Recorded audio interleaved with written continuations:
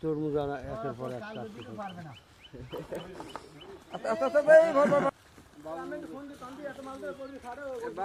এত মাল লাগে কা সবাই খালি কয় কাঁচা তরমুজ কাটছে।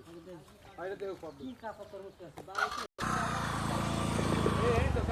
এটা হচ্ছে দক্ষিণাঞ্চলের তরমুজ ক্ষেত, যে দেখেন মাঠের পর মাঠ।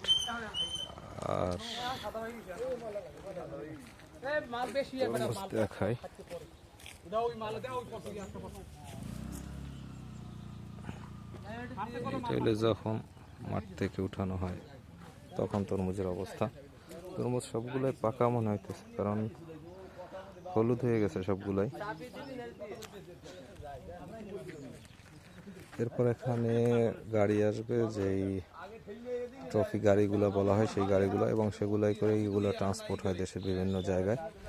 এই হচ্ছে সেই বিখ্যাত বরগুনার তরমুজ। যারা এই জানেন না হয়তো বা, এই বরগুনায় প্রচুর তরমুজ চাষ করা হয়। এই যে দেখেন বিশাল যে মাঠ, এর কোথাও বাকি নেই যেখানে তরমুজ নেই।